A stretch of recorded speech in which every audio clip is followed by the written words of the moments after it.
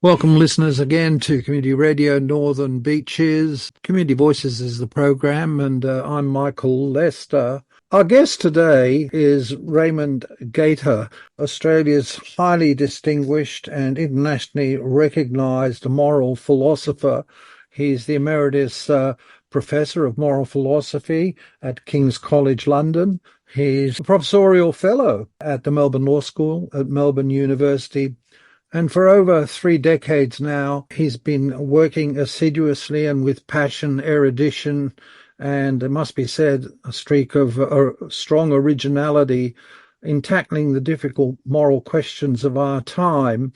And he's not only done this within the walls of academia, but he's taken his insights and his discussions and conversations and questions out into broader public arenas in many, many ways. He has just published a selection of some 30 years of his work, of essays, lectures, opinion pieces, and a whole lot of material under the heading Justice and Hope. It's published by Melbourne University Press. It was published as a hard copy version last year, and it's just about being republished now in a soft copy version. I'm delighted to welcome you, Ray.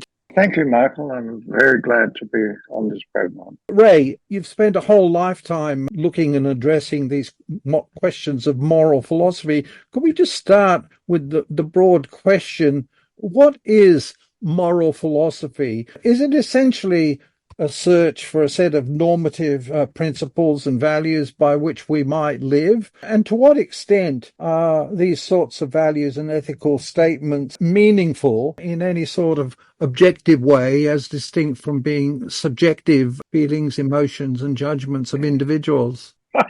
Start with a simple question, Michael. Well, let me say, first of all, that there isn't much agreement amongst philosophers about the nature of moral philosophy. There are philosophers who think that the aim of moral philosophy should be to construct a set of principles. There are philosophers who think it's no business of moral philosophy to do that it should be really a matter directed at the understanding of what kind of phenomena morality really is. That doesn't qualify you to tell people what kind of principles they should have or how they should behave. And the disagreement amongst moral philosophers is very, very deep. Insofar as they do have discussions of how we ought to behave, there's obviously deep disagreement about that. There's deep disagreement of a fundamental kind about what morality is, not just what to do. There's deep disagreement about how to do moral philosophy well. And indeed, there's disagreement about what it is to do it at all.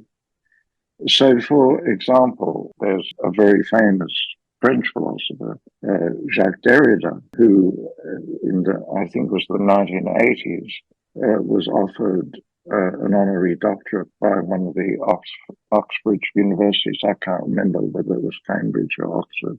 And there was immediate protest, letters in the Times saying, how can, let's say it was Oxford, for example, how can Oxford degrade the subject of philosophy by offering an honorary doctorate to this man who is not a philosopher at all, yet the French think he's one of the greatest philosophers of that time?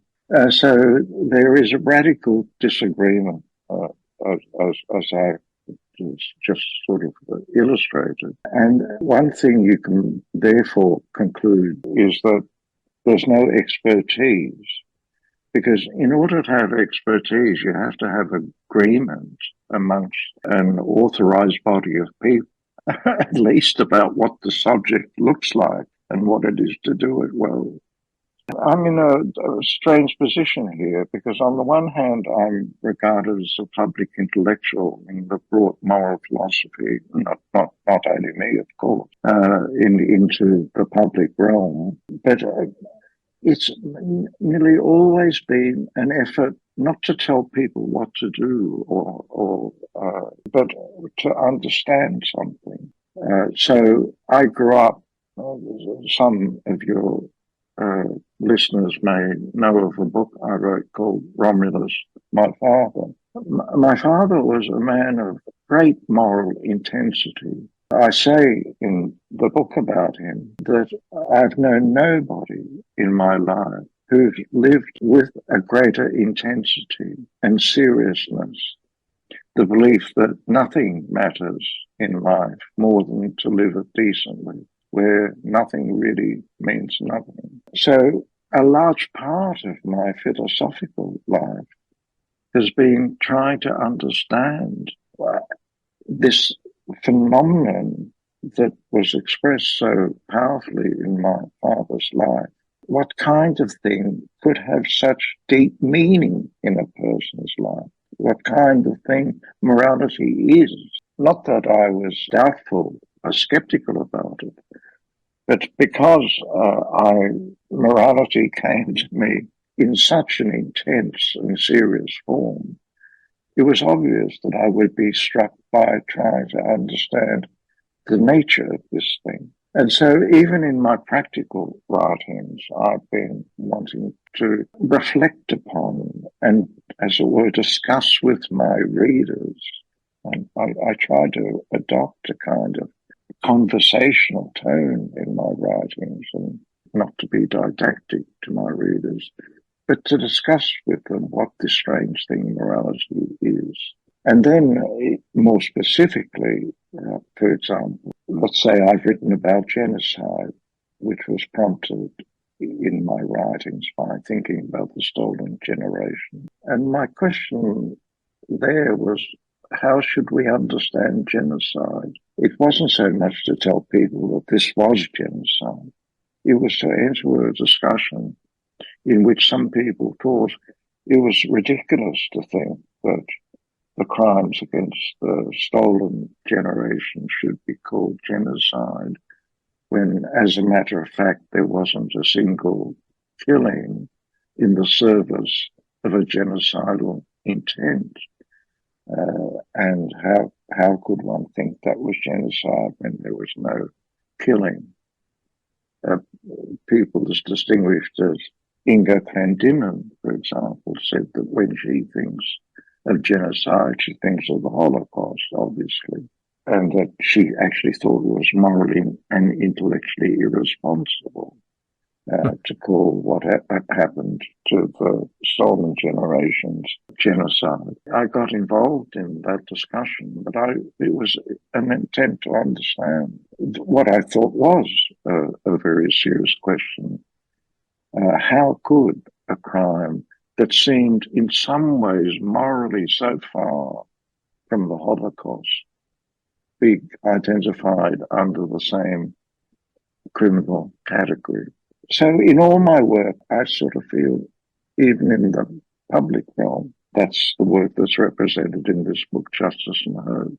It's been an effort to understand. Your emphasis on the process, conversation and dialogue would seem to require some common moral or philosophical ground on which people can talk. In our day and age, with, on the one hand, so many terrible atrocities and wars and going on around the world, our politics too is very fractious and divided, and people seem not to be able to talk with each other and to converse with each other. This has been characterized, and I think you perhaps might see it that way, might you, as some sort of urgent crisis, this lack of discussion and concern about the value and dignity of individual human beings and their lives, and the inability to talk about it.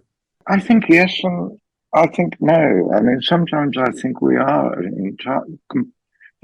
sometimes I think there's a real breakdown in not only the fact, but even the idea of the importance of a common understanding citizens of a nation rely upon as a background to their agreements and disagreements. But at other times I'm taken really by surprise. Let me give you two examples which actually bear on the very fractious nature of discussion at the moment. In 2010, I gave a lecture at King's College London on Israel. It was just after the 2009 invasion of Gaza. I was asked to give this lecture by a very idealistic student. There's a nice story about this, actually, because he was establishing a Salem Shalom society, peace in Arabic and peace in Hebrew. And he came up to me and asked if I would give the inaugural lecture at this society. By that stage, I'd been involved in some pretty fierce controversy about Israel. I was attacked by the Jewish left, the Jewish centre, the Jewish right, and the Palestinians. So I said to this boy, my heart sank when he asked me, and I thought, I didn't want to give him, I'd had enough of controversy. But on the other hand, I thought, here's a young idealistic student, I better not just say no. So I said, well, come back at the end of term. And I thought he'd forget. But he didn't. He came up and I said, well, I just have to do it. King's College London is opposite the LSE, which is famous for its radicalism. And into this lecture theatre, which was completely packed, were people in hijabs and various things. And I thought, oh my God, this is going to be a disaster. I gave this lecture in which I was very critical of Israel's conduct, but very supportive of its right to exist. I said at the outset that I don't pretend to speak from nowhere on this matter. I have an Israeli wife. I myself went as a volunteer to the war of 1973, though I'm not Jewish. But you could have heard a pin drop in that lecture. I was astonished. And afterwards, the young man who had invited me to give the lecture said he was astonished because usually people are at each other's throats. Only, I can't remember now, maybe in May it was this year, I also gave a lecture very reluctantly on Israel and the student protest. I did it because I was invited to give an annual lecture, and the person who invited me devised the title, and I was too tired to resist, but it was something like the great urgent ethical problems facing the world. Then, just before I gave the lecture, I thought I'd just published a book of writings which should earn me the title of a public intellectual. In that book, I talk about terror, I talk about war, I talk about the Iraq War, for example. I talk about torture. How can I now give a public lecture and not talk about Israel? So I did. And I said to my wife, what will happen? Half my audience will leave at one stage, and the other half will leave at the next stage. And then they will come back and attack me. Again, there was the audience was just incredibly attentive, even though I was saying pretty radical things, uncomfortable things for all sides to hear. And yet, again, you could have heard a pin drop. So that's why before I proceed yes and no. On the one hand, I think it's hopeless. There's so much disagreement and people won't listen to one another. But I think if you don't start off in a combative way, but neither should you start sort of in some inane way saying, well, on the one hand this, on the one hand that, we all should be friends and all that. But speak without any condescension to your audience. But speak to the real difficulties of the issue and try to speak in a tone where you say, look, this is difficult. It's really hard to think about. We mustn't simplify and trust them to think with you. Our guest here on Community Voices Radio Northern Beaches is Raimond Gaita, a moral philosopher, and we're talking about his life and his views in moral philosophy, particularly how they relate to some of the issues that we confront as societies and humanities these days. A common theme, I believe, in your reading and work and motivation is your sense of the importance of the basic value of the individual and the individual dignity and freedom. And the need for a shared sense of common humanity. There are, of course, many examples where this is being breached, and one wonders how that challenge of trying to have people live lives that recognize the dignity of others can never be achieved or resolved. Is it a matter of faith and hope that justice in this way can be achieved? Well, in a way, it's a matter of faith, because what I've argued in both my more academic philosophical work and in the more general public writing is what I've called the inalienable preciousness of every human being. For some people, that sounds a bit precious. So I've sometimes talked in a more tractable way about the inalienable dignity of every human being. I mean, this is an expression you find, for example, in preambles to international law. It's a concept that has two historical sources, one source in Catholic moral philosophy, and the other in the great philosopher Immanuel Kant. And it's the Kantian version of it that is the one that people have taken up. I think this is a sublime idea, and my sense of it, its sublimity, as it were, came when I read Hannah Arendt's book on the trial of Adolf Eichmann. She reports the presiding judge, whose name was Moshe Landau, was moved to say at one point in the trial that this trial has one purpose and one purpose only, and that is to do justice. And he was moved to say that because the trial was becoming highly emotionally wrought. It's partly because Israel, the Prime Minister, Ben-Gurion, wanted to make the trial a show trial in the sense of being a trial to teach the world a lesson about the Holocaust and also about Israel's capacity now to try criminals in its own courts and not be reliant on other courts like in Europe and so on. When he said this, he meant a number of things. A simple statement meant, on the one hand, obviously, we have to follow due process. But he also meant this court has to do justice, not only to the victims of the Holocaust, but also to Eichmann for his sake as a human being. And Landau was from Germany and been trained in a Germanic tradition of jurisprudence, which is affected by Immanuel Kant. And Landau, in other interviews later, spoke of the inalienable dignity of human beings. It's very natural, I think, for people to say, well, look, if you want to be treated like a human being, first you behave like one.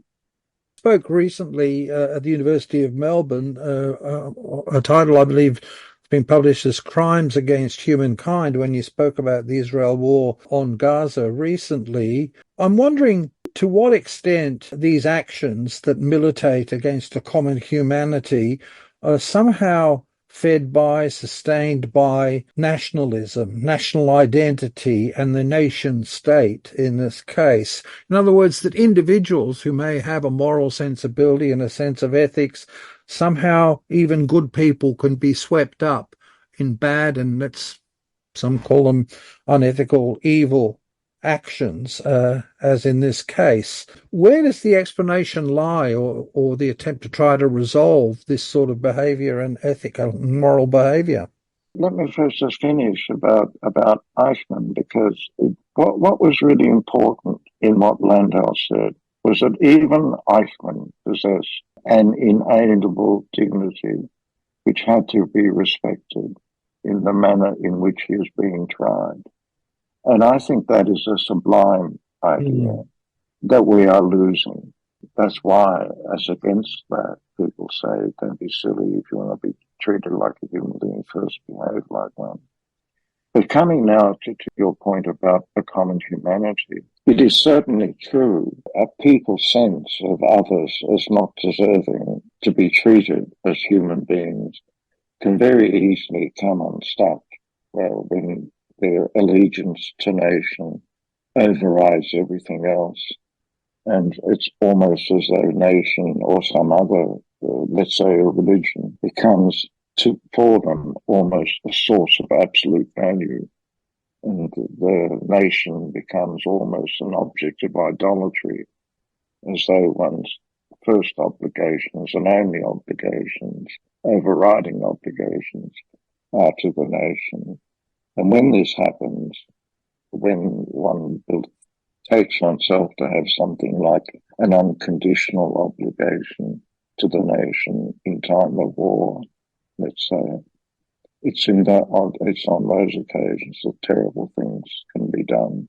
What's really important to remember, though, when these terrible things are being done, and this should have been one of the big lessons of the Holocaust, that nobody should be treated, no human being, no matter what they have done, how despicable you find their deeds to have been, no human being should be treated like vermin.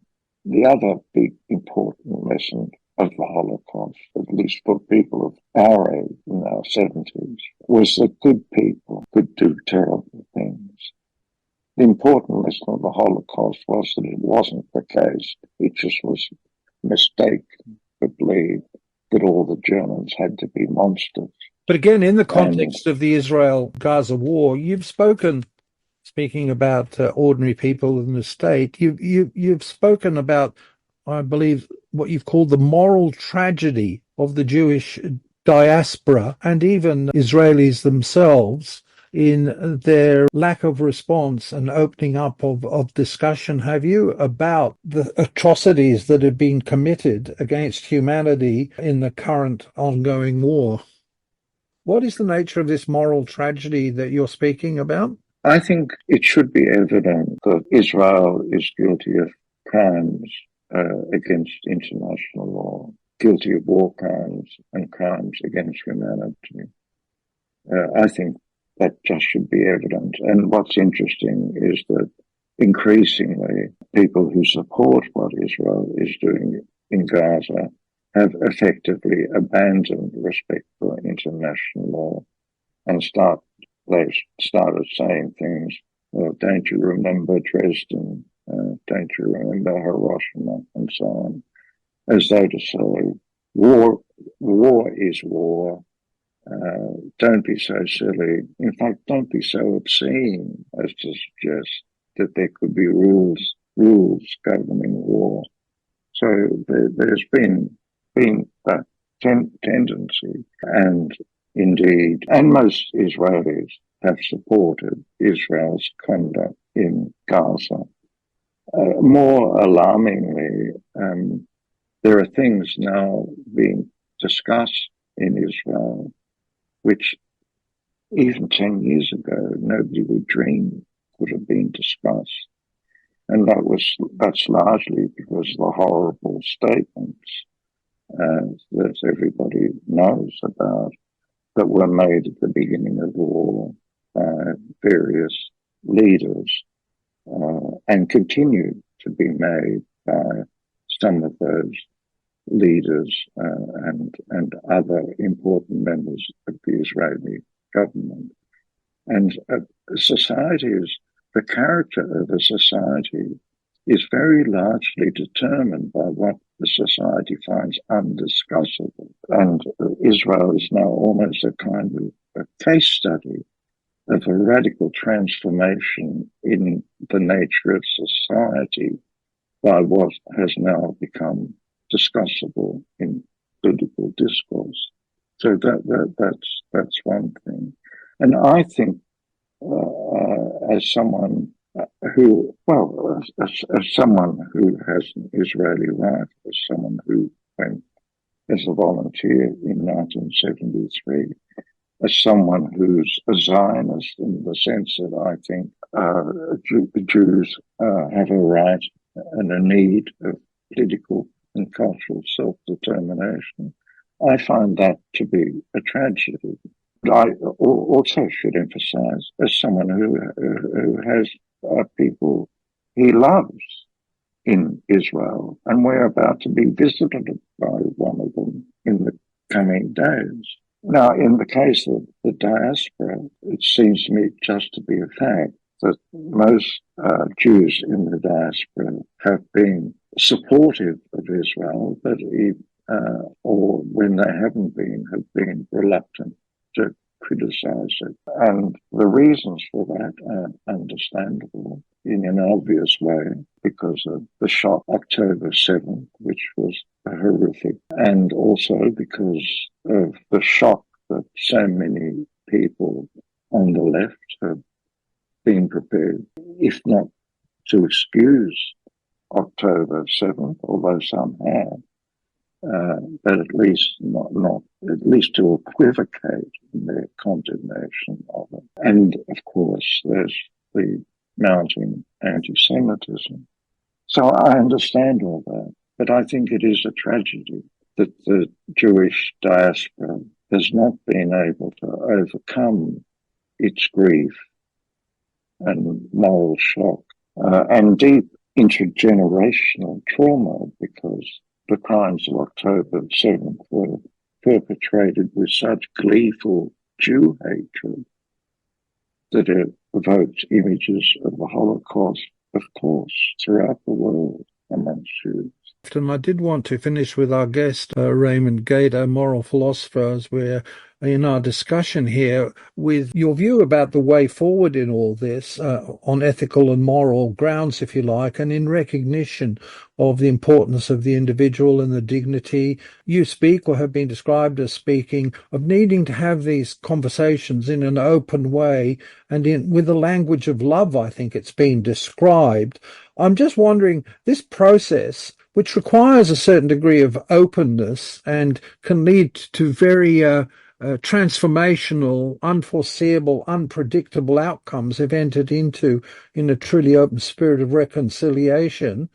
What prospect do you think we have for this sort of dialogue to actually take us forward in recognition of our common humanity in the Israel-Palestine context? No, we have no other option unless we resort to force. There has to be a kind of truthful, serious realism.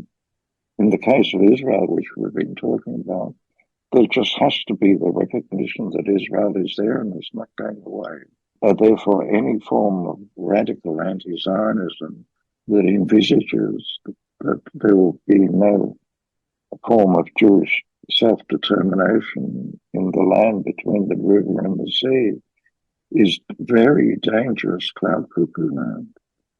So there has to be now the recognition that Israel will be there, that it will stay there with a commitment to Jewish self-determination, but all that has to be consistent with the recognition of Palestinian self-determination.